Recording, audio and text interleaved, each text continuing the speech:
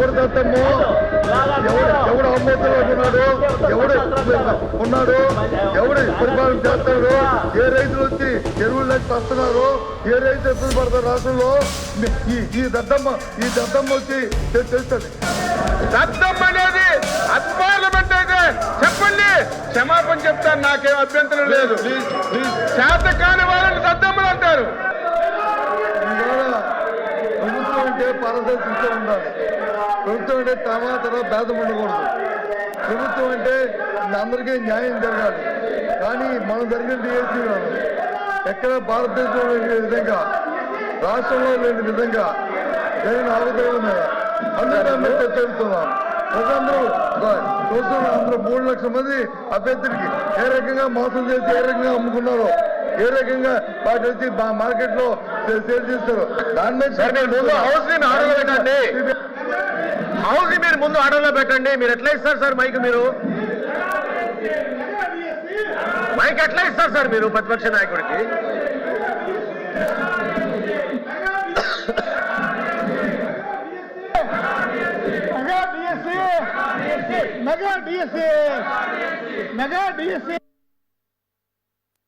Sir ఏం sir అది?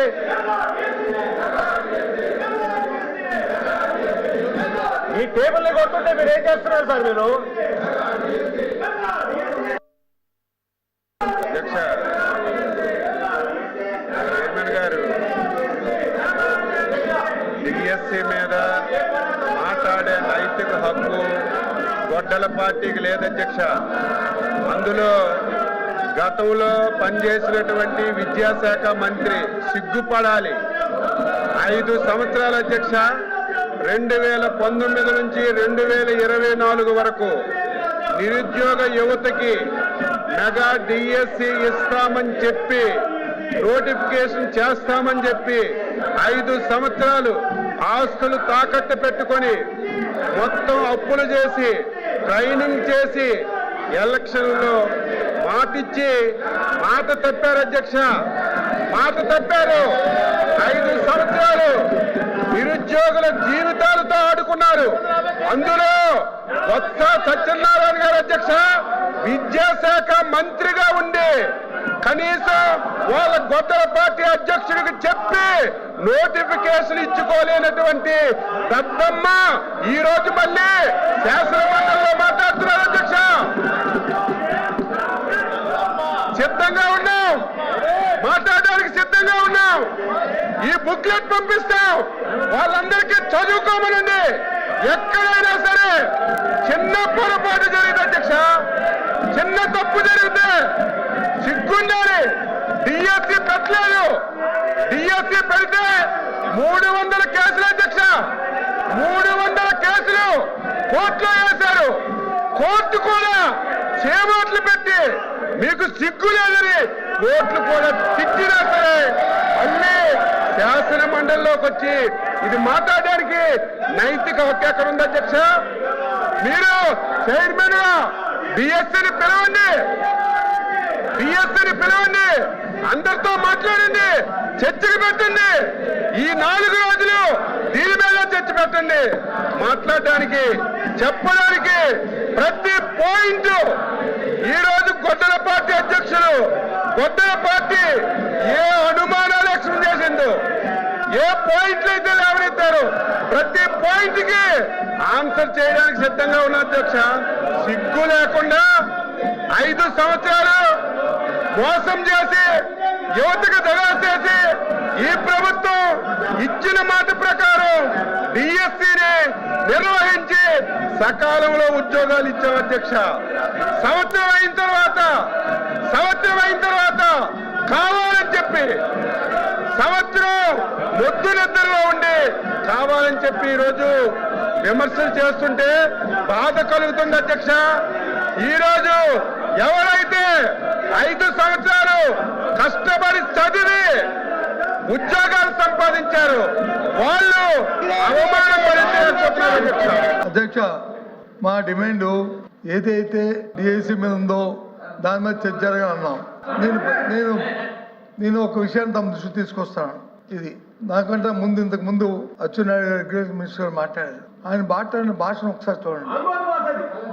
ఆయన మాట్లాడుతూ బొత్స సత్యనారాయణ గారు దద్దమ్మ మనిషి మనిషి మనిషి మనిషి మనిషి మనిషి అధ్యక్ష అధ్యక్ష అధ్యక్ష అధ్యక్ష అధ్యక్ష మనిషి మనిషి మనిషి పెరిగితే బుద్ధి రాదు.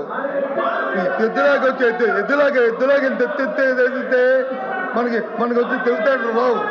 భాష బాగోవాలి. ఎవడు దద్దమ్మో ఎవడు అమ్మోతులో ఉన్నాడు ఎవడు పరిపాలన చేస్తాడు, ఏ రైతులు వచ్చి ఎరువులు లేక వస్తున్నారో, ఏ రైతులు ఇబ్బంది పడతారు రాష్ట్రంలో, ఈ దద్దమ్మ వచ్చి తెలుస్తుంది. దయచేసి ఈ భాష మంచిది కాదు. ఈ సభలో శాసనసభలో మంచిది కాదు. ఆ భాషని విద్య చేయండి. ఏంటి ఇలాంటి భాషలు ఆడడానికి గౌరవంగా మాట్లాడి నేర్చుకోండి. డిఎస్సీ మీద మాకు జరగాలి. వెన్నుగోడు పార్టీ నాయుడు ఎప్పుడు అన్పార్లమెంట్ మాట్లాడితే అధ్యక్ష, మీరు గత ప్రభుత్వంలో విద్యాశాఖ మంత్రిగా ఉండి 5 సంవత్సరాలు 19, 20, 21, 22, 23, 24 అని 5 సంవత్సరాలు లక్షల మంది యువకులను అధ్యక్ష డిఎస్సి పెడతామని చెప్పి ఆశ చూపి డిఎస్సి పెట్టలేదు. ఆ రోజు విద్యాశాఖ మంత్రిగా ఉండి మీ గొడ్డల పార్టీ అధ్యక్షుడిని కనీసం చెప్పలేని వ్యక్తిని ఏమనాలి మీరే చెప్పండి అధ్యక్ష. నేను కట్టుబడి మీరు ఎరువులు అంటున్నారు, వ్యవసాయం అంటారు. దేని మీదైనా ఈ 2 సంవత్సరాల్లో వ్యవసాయ అనుబంధ రంగాలు ఏ శాఖ అయినా మీ పాలన మా పాలన చర్చించడానికి ఎన్ని రోజులైనా సిద్ధంగా ఉన్నాం. దద్దం అనేది అన్పార్లమెంట్ అయితే చెప్పండి అధ్యక్ష. దద్దం అనేది అన్పార్లమెంట్ అయితే చెప్పండి, క్షమాపణ చెప్తాను, నాకేం అభ్యంతరం లేదు. చేత కాని వాళ్ళని దద్దమ్మలు అంటారు. మీరు విద్యాశాఖ మంత్రిగా ఉండి డిఎస్సి ఇప్పించడంలో వైఫల్యం చెందారు కాబట్టి, చేత కాలేదు కాబట్టి దద్దమ్మన్నారు అధ్యక్ష. ఇది అన్పార్లమెంట్ కాదు. అన్పార్లమెంట్ అయితే చెప్పండి. నా పర్సనాలిటీ గురించి మాట్లాడుతున్నావు. నువ్వు సచ్చినా కాలు కిందకు పెట్టి తలపైకి పెట్టినా నా పర్సనాలిటీ నీకు రాదు సత్యనారాయణ. నా పర్సనాలిటీ నీకు రాదు. తల కింద